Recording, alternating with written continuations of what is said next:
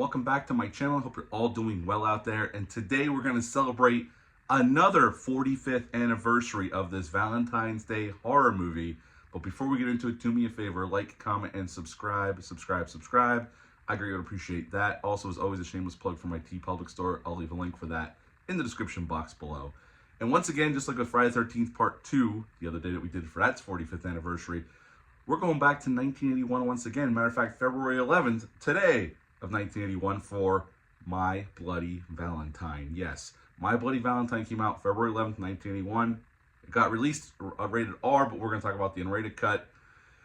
Had a budget of $2.3 million and sadly upon release it only made $5.7 million. George Mihalka directed this film, and Paul Kelman plays TJ. Lori Haller plays Sarah in this love triangle with Neil Affleck playing Axel. We also got other great characters, Hollis, Patty, Happy the bartender, and we're going to get into this right now. Now, My Bloody Valentine opens up with a guy dressed up in a miner's costume, the gas mask, coveralls, and he's down the mine with this blonde woman, and they're starting to get frisky, and he kills her by pushing her onto the spike in the wall, and that's how we kick it off. And then we're introduced to Valentine's Day Bluff. They're actually going to celebrate Valentine's Day for the first time in many years because of a tragedy that happened many years ago in the Hanniger mine with Harry Warden. Harry Warden got trapped down in the mine on Valentine's Day night. The town was partying, the supervisors left early, and him and a couple of men got trapped down there. Harry went nuts, ate some of the men to survive, and then he came back to town and killed a bunch of people on Valentine's Day, and that he's been spending his years in a mental institution. Well, they think he's back. They think Harry Warden's back because the mayor gets a chocolate box, heart-shaped chocolate box with a heart in it from the girl we saw in the beginning of the film.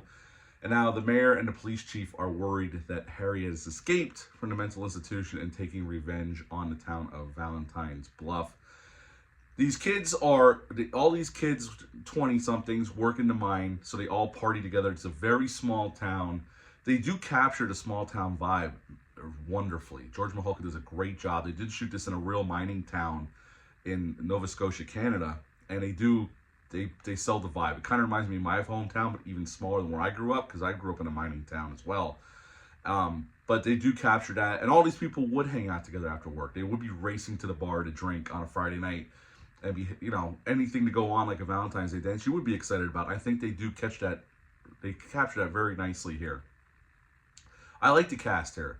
Mostly unknowns here. Canadian cast. It was a Canadian movie. Got picked up by Paramount Pictures and released, but they do some smart things with the cast here. You really get to know them and enough about them more than most slasher films. I'll give them credit here.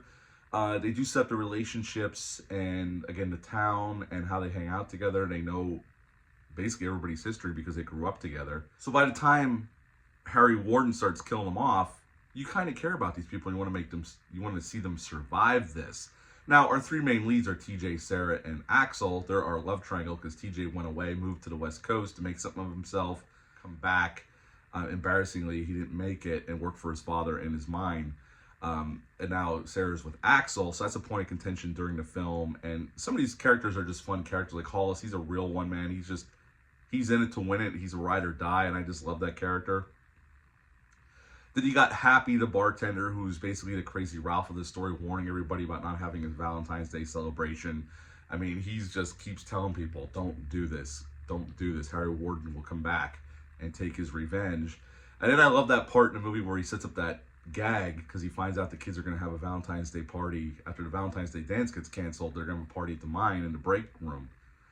And he goes and sets up this elaborate joke with a miner's costume that's going to raise up a pickaxe to scare them when they open the door.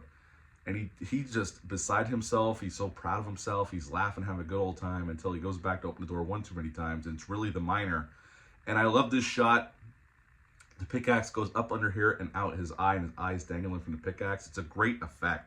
Matter of fact, 98% of the makeup effects in this movie are spectacular. So I got to give him credit. And the uncut version is the only way to watch this film, honestly. The R-rated cut's not worth it. They actually cut out 9 minutes out of this film. We'll get back to that in a second. And anyway, at the end, it comes up that Axel's really the killer. Here he saw Harry Warden. They find out Harry Warden had died. Axel's actually the one killing everybody, and the reason Axel's killing everybody is because he saw Harry Warden kill his father all those years ago. And now, with them having a dance, he's here to try to stop it, and he's doing it by killing his friends, and he's basically gone off the reservation. At the end, he is trapped in this part of the mine, and he cuts his own arm off and starts crawling away, and that's pretty much the end of My Bloody Valentine. You hear the ballad of Harry Warden playing over the end credits. So, again, what to like about this film? Well, the setting. I love a small-town horror film, and this is definitely a small-town setting. And again, George Mihalka does a great job capturing that. They actually shot this in the mine, Sydney Mines in Nova Scotia, Canada, and they actually went up to 900 feet down. They had to use different lights because of the methane gas. They didn't want to obviously cause an explosion, so they had to adjust their lighting package to fit with what they were able to pull off in the mine. Again, the cast is good here. I buy them as friends in this small town.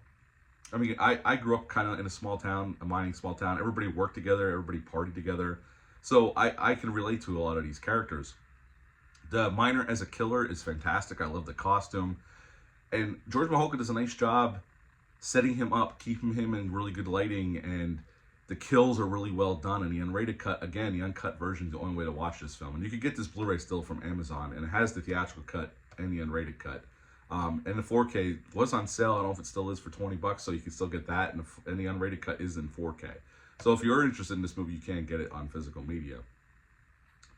So at the end of the day, I think this is a really great slasher. It's a really good whodunit. I mean, they're trying to make you believe that Harry Warden's the one doing this. And then once that we find out that Harry Warden died, really the only two options is TJ and Axel, but it definitely leans more towards Axel.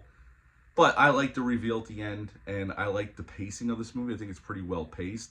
Now, like I said, 9 minutes were cut out by the studio and the MPAA to get an R rating. This is after Friday the 13th, so the MPAA was harder on the slasher films of the period.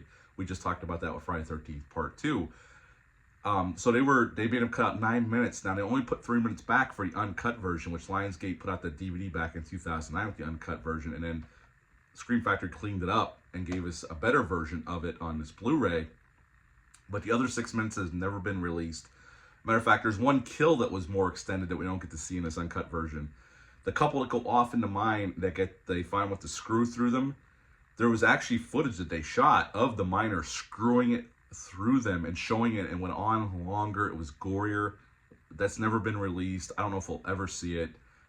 Paramount never wanted to release an uncut version. It wasn't until Lionsgate got the rights that we actually got the uncut movie released, and then Scream Factory picked it up and cleaned it up. But those other 6 minutes, I don't know if they still exist, but we've never seen those. So this is the best we'll ever get, and even George Mihalka said this is about the closest to his vision you're ever going to see, probably, because he doesn't know if they'll ever get the full unrated cut of this movie.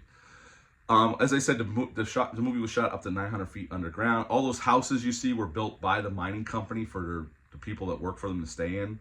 So I thought that was pretty cool. And some of those houses are still there. You can find them. If you go visit the sites where this was shot, you can see some of the houses still remain to this day. The producers of this movie were actually looking for, because Halloween had come out Friday the 13th, they were looking for a holiday that they could exploit in a horror movie. So they decided to do a Valentine's Day one, because really there hadn't been one until that point. And they got the money, and they went off and made it. And originally, the original title was called The Secret, but they changed it to My Bloody Valentine, which is definitely a much better title than The Secret. Paramount Pictures, again, picked this up. They were hoping to duplicate the success of Friday the 13th, and they had their Friday the 13th Part 2 come out later that year. Unfortunately, it didn't do what they wanted it to do, so it kind of went into obscurity until the VHS rental market hit and started gaining a cult following. And George Mihalka actually approached, I don't know which studio it was, but I read that he approached the studio around 2002 about a sequel, but they weren't interested, so we never got it. But we did get the remake of My Bloody Valentine in 3D. At the end of the day, I really love this movie. It's a great slasher movie. If you've never seen it, I highly recommend it. I would give My Bloody Valentine a 9 out of 10. 9 out of 10 for My Bloody Valentine. If you've ever seen this one, leave a comment down below. Let me know. Hit the thumbs up, hit the subscribe button, share this video. I greatly would appreciate that. We'll be back on Friday with Horror Talk Live as we discuss Friday the 13th Part 7. But until then, bye.